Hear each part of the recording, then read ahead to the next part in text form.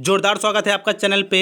और हर भाई हर बहन को मेरा जय हिंद, वंदे मातरम। आज के जो हिंदी पेडागोजी के टॉप 20 क्वेश्चंस हैं बिल्कुल बेहद इंपॉर्टेंट होने वाले हैं। सो आप वीडियो के अंत तक बने रहिएगा। और कहना चाहूँगा कि जो भी मेरे भाई बहन चैनल पे नए हैं वो चैनल को सब्सक्राइब करके बेल नोटिफिकेशन ऑन कर लें, वीडियो को लाइक करते जाए और आपको कम से कम अपने एक फ्रेंड को ये वीडियो शेयर करनी है। तो चलिए स्टार्ट करते हैं आज की बेहद इंपॉर्टेंट क्लास, और इससे एग्जाम में क्वेश्चन पक्का बनेंगे। देखिए, भाषा शिक्षण के संदर्भ में कौन सा कथन सही नहीं है। देखिए, जब सही नहीं वाले दशा में क्या करना है आपको कि 3 जो पॉजिटिव होते हैं उसको आपको चूज करना है, बाकी जो एक बचेगा वो जाहिर सी बात है सही ऑप्शन होगा। तो कम समय में आपको ट्रिक के साथ, बिल्कुल एग्जाम हॉल में ट्रिक के साथ सॉल्व करना है ताकि आप कम समय में बेहतर स्कोर कर पाओ। तो चलिए देखिए, भाषा अर्जन भाषा अधिगम में अंतर होता है। बेसिकली भाषा शिक्षण की बात हो रही है। भाषा शिक्षण में केवल भाषाई शुद्धता पर ही अधिक बल रहता है, या फिर भाषा सीखने सिखाने में अन्य विषयों का अध्ययन अध्यापन सहायक होता है, या फिर समृद्ध भाषा परिवेश अर्जित करने में सहायक होता है।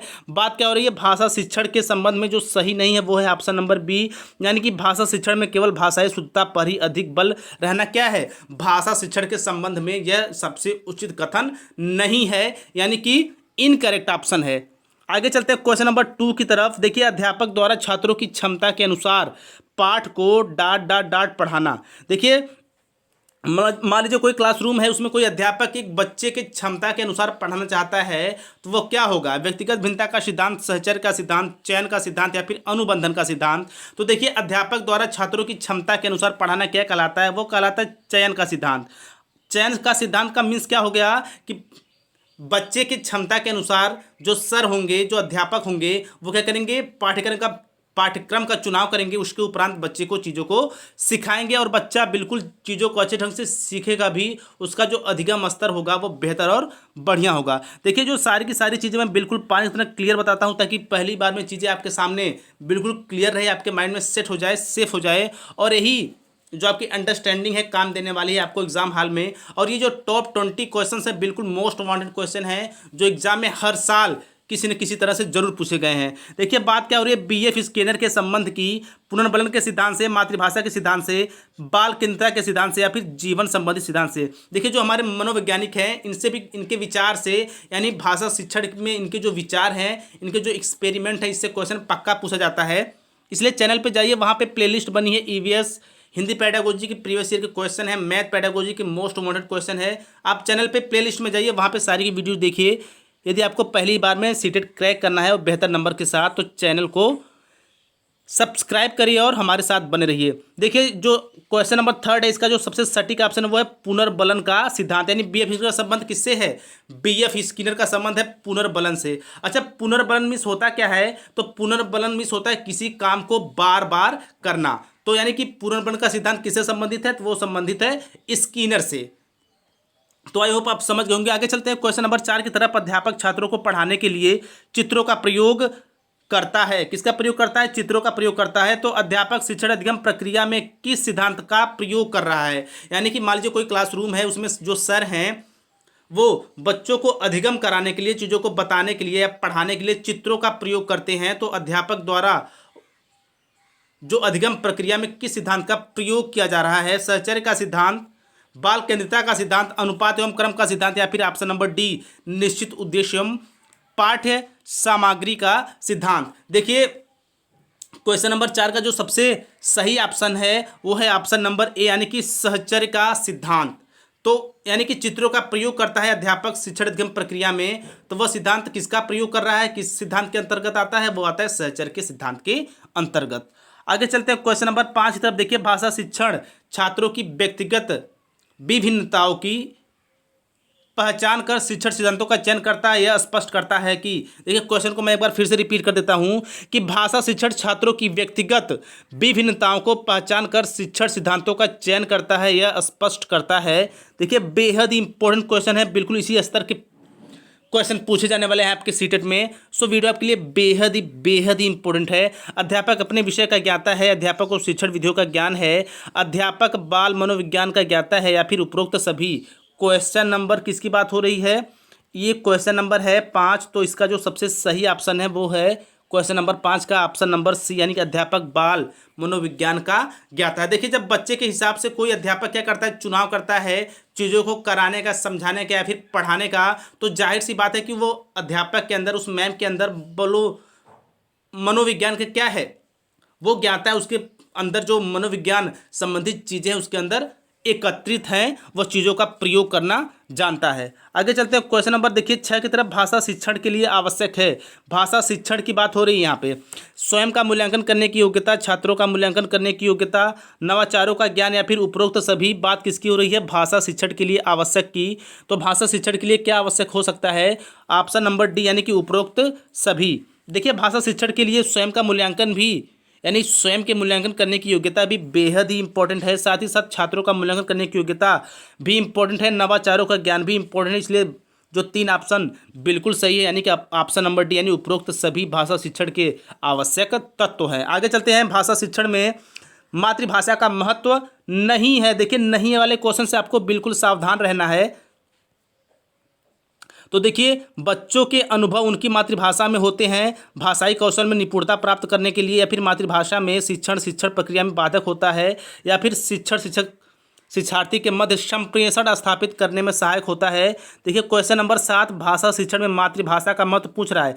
अच्छा, मातृभाषा का मतलब क्या होगा कि बच्चा जिस स्तर से गया होगा वो उसकी मातृभाषा कहलाती है। यानी कि बच्चा अपने घर पे जो भी भाषा बोलता होगा वो उसकी मातृभाषा कहलाती है। तो क्वेश्चन नंबर 7 का जो सबसे सही ऑप्शन है वो है ऑप्शन नंबर सी। देखिए, मातृभाषा में शिक्षण प्रक्रिया में बाधक होता है।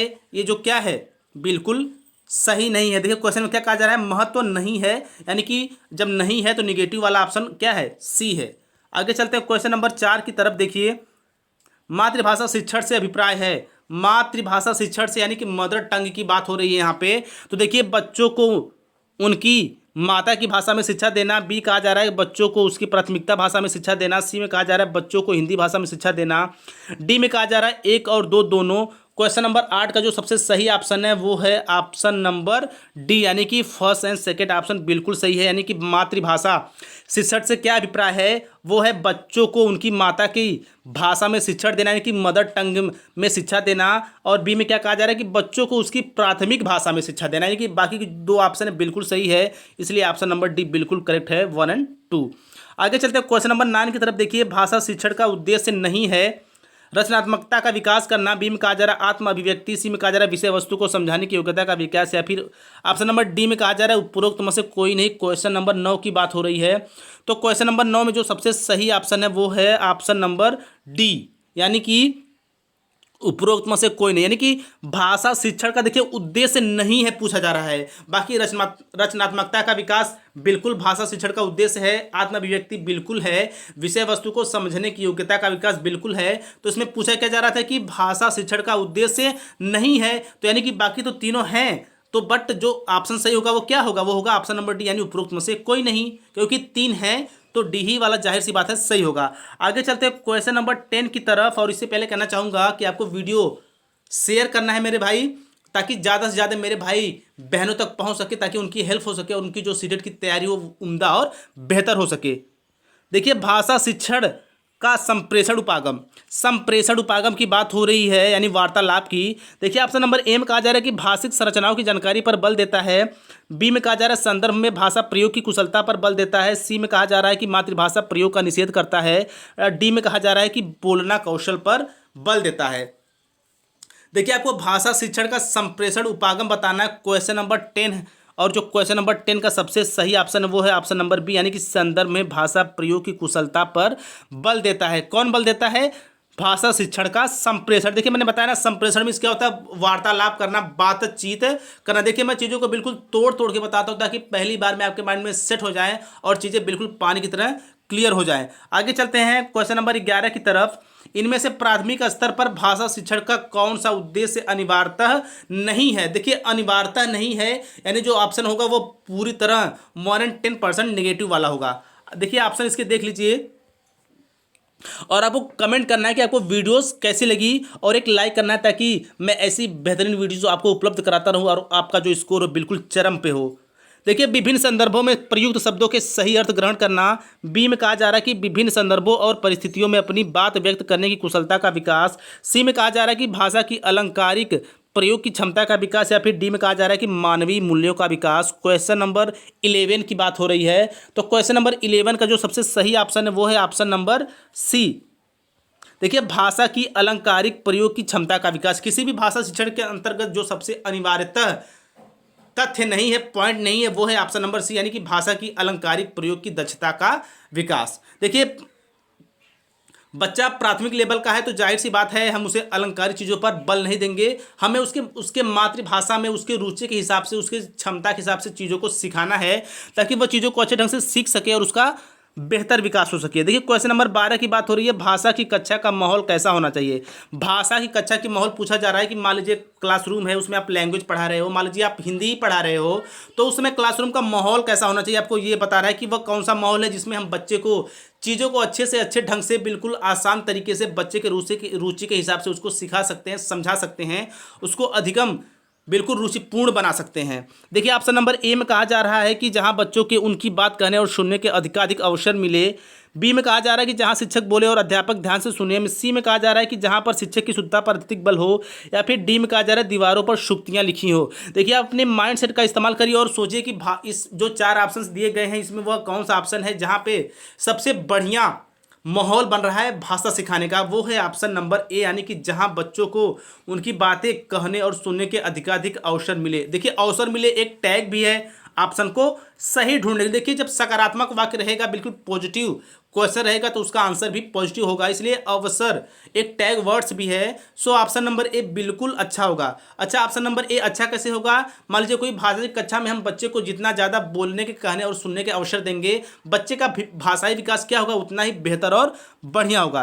क्वेश्चन नंबर 13 की तरफ बढ़ते हैं। देखिए भाषा शिक्षण के संदर्भ में कौन सा कथन सही नहीं है। देखिए भाषा शिक्षण के संबंध में इससे तो क्वेश्चन पक्का ही पक्का बनता ही बनता है, पॉजिटिव वाले में भी नेगेटिव वाले में, यानी कि कथन सही है कथन सही नहीं है, दोनों टाइप्स के बनते हैं। इसलिए मेरे इस वीडियो में मैंने भाषा शिक्षण के संदर्भ में कौन सा कथन सही नहीं है से 3 क्वेश्चन लिए हैं, ताकि क्वेश्चन किसी भी तरह से पूछे आपको कंफ्यूज नहीं होना है, चीज़ें बिल्कुल क्लियर है और आपको पहली बार में बेहतर अंकों के साथ सीटेट को उड़ाना है। तो देखिए इस क्वेश्चन को आप ध्यान से सुनिएगा। और ये मैंने जो 3 क्वेश्चन इसमें लिए हैं वो तीनों में जो 4 ऑप्शंस मैंने ऐड किए वो बिल्कुल डिफरेंट हैं। यानी सीटेट क्या होता है कि बिल्कुल इसी टाइप से क्वेश्चन पूछेगा, ये जानिए बिल्कुल यही पूछेगा, बस आपको तैयार रहना है, रेडी रहना है। ऑप्शन ए में कहा जा रहा है बच्चे अपने द्वारा बनाए गए भाषा नियमों में विस्तार एवं परिवर्तन करते हैं। बी में कहा जा रहा है कि समृद्ध भाषा परिवेश अर्जित करने में सहायक होता है। या फिर सी में कहा जा रहा है कि बच्चों की मातृभाषा का कक्षा में प्रयोग नहीं होना चाहिए। या फिर डी में कहा जा रहा है बच्चे भाषा की जटिल संरचनाओं के साथ विद्यालय आते हैं। आपको बताना क्या है, आपको बताना है कि भाषा शिक्षण के संदर्भ में कौन सा कथन सही नहीं है। क्वेश्चन नंबर 13, तो क्वेश्चन नंबर जो 13 है उसका ऑप्शन नंबर सी देखिए, बच्चों की मातृभाषा का कक्षा में प्रयोग नहीं होना चाहिए, बिल्कुल क्या है सही ऑप्शन है, यानी इनकरेक्ट ऑप्शन है, यानी नेगेटिव ऑप्शन है। बाकी जो 3 ऑप्शन है बिल्कुल सही है भाषा शिक्षण से संबंधित। आगे चलते हैं क्वेश्चन नंबर 14 की तरफ। देखिए भाषा शिक्षण में शब्दार्थ पर अधिक बल नहीं देना चाहिए, क्योंकि शब्दार्थ की बात हो रही है, ठीक है। यदि देखिए आपको क्या समझना है, क्वेश्चन की मूड को समझना है, क्वेश्चन में कहा क्या जा रहा है। क्वेश्चन में यदि आप क्वेश्चन को समझ लेते हैं तो आपको बेहद ही आसानी होगी सही ऑप्शन को ढूंढने में और टिक करने में। देखिए शब्दों के अर्थ शब्दकोश से देखे जा सकते हैं। बी में कहा जा रहा है कि इसमें समय खराब होता है। सी में कहा जा रहा है कि सारे बच्चे शब्दों के अर्थ जानते हैं। या फिर डी कहा जा रहा है कि बच्चे संदर्भ के अनुसार अनुमान लगाते हुए अर्थ ग्रहण कर लेते हैं। बात किसकी हो रही है, भाषा शिक्षण में शब्दार्थ पर अधिक बल नहीं देना चाहिए, क्योंकि ऑप्शन नंबर डी देखिए, बच्चे संदर्भ के अनुसार अनुमान लगाते हुए अर्थ ग्रहण कर लेते हैं, ठीक है। इसलिए हमें क्या करना चाहिए कि अध्यापक को शब्दार्थों पर अधिक बल नहीं देना, यानी कि बच्चे को सिखाना है बट अधिक बल देकर नहीं सिखाना कि नहीं आपको शब्दार्थ ही सीखना है, ठीक है। आई होप आप चीज़ों को समझ रहे होंगे। देखिए क्वेश्चन नंबर 15 की बात हो रही है, भाषा साधन है व्यक्तित्व के निर्माण का, सामाजिक सांस्कृतिक पहचान का, व्यक्तित्व की पहचान का, फिर उपरोक्त सभी। तो भाषा किसका साधन है, उपरोक्त सभी के साधन, यानी कि जो ऑप्शन नंबर 3 है बिल्कुल करेक्ट है, यानी कि व्यक्तित्व का निर्माण का भी भाषा एक साधन है। हमारे व्यक्तित्व का निर्माण कैसे होता है, with the help of language. सामाजिक संस्कृति पहचान का भी, व्यक्ति की पहचान का भी, और उपरोक्त सभी, यानी ऑप्शन नंबर डी बिल्कुल सही होगा भाषा साधन के संबंध में। देखिए क्वेश्चन नंबर 16 में क्या कहा जा रहा है कि भाषा तब सबसे सहज और प्रभावी रूप से सीखी जाती है तब। देखिए क्वेश्चन देखिए पूछा कैसे जा रहा है, बिल्कुल कन्फ्यूजन वाला क्वेश्चन है, लेकिन इस क्वेश्चन को मैं बिल्कुल पानी की तरह क्लियर बताऊंगा ताकि आपके माइंड में चीज़ें बिल्कुल सेट हो जाए और ऐसे आए हुए एग्जाम में क्वेश्चन आप चुटकी में सोल्व कर जाओ। देखिए, कब भाषा सीखी जा सकती है? बिल्कुल सहज रूप से। भाषा प्रयोग की दक्षता प्रमुख हो। बी में कहा जा रहा है कि भाषा की पाठ्य पुस्तकों में अधिक से अधिक पाठकों का समावेश हो। सी में कहा जा रहा है भाषा के नियम कंठस्थ कराए जाए। या फिर डी में कहा जा रहा है कि शिक्षक कठोर रवैया अपनाए। देखिए, क्वेश्चन क्या कहा जा रहा है, क्वेश्चन नंबर 16 की बात हो रही है। तो भाषा तब सबसे सहज और प्रभावी रूप से सीखी जाती है तब। कब सीखी जाती है? तो देखिए, क्वेश्चन नंबर 16 का जो सबसे सही ऑप्शन है वो है ऑप्शन नंबर ए, यानी कि भाषा प्रयोग की दक्षता प्रमुख हो। यानी भाषा प्रयोग की दक्षता प्रमुख मीन्स क्या हो गया कि वहाँ पे हमें बच्चे को भाषा के ज़्यादा से ज़्यादा अवसर देने हैं, ज़्यादा से ज़्यादा मौके देने हैं, ताकि बच्चे का जो संप्रेषण हो, वार्तालाप, जो भाषाई कुशलता हो वो अच्छे ढंग से हो सके। यानी कि क्या होगा, भाषा तब सबसे सहज और प्रभावी रूप से सीखी जाती है जब भाषा प्रयोग की दक्षता प्रमुख उद्देश्य हो। यानी कि क्लासरूम का या अध्यापक का उद्देश्य ही हो कि हमें बच्चे को क्या करना है, भाषा संबंधी चीज़ों में दक्ष बनाना है, बढ़िया बनाना है। आगे चलते हैं क्वेश्चन नंबर 17 की तरफ। देखिए, भाषा शिक्षण का निर्माणकारी उपागम इस बात पर बल देता है कि किस बात पर बल देता है। देखिए, भाषा के नियम जानना इस शुद्ध भाषा प्रयोग का एकमात्र आधार है। समाज में व्याप्त भाषाई व्यवहार का अवलोकन करते हुए बच्चे स्वयं ही नियम बना लेते हैं। बच्चों को भाषाई नियम कंठस्थ करवाए जाएं। बच्चों की भाषा का शुद्धता पर विशेष बल दिया जाए। क्वेश्चन नंबर 17 की बात हो रही है, तो क्वेश्चन नंबर 17 का जो सबसे सही ऑप्शन है वो है option number B. Option number B में क्या कहा जा रहा है कि समाज में व्याप्त भाषाई व्यवहार का अवलोकन करते हुए बच्चे स्वयं ही नियम बना लेते हैं।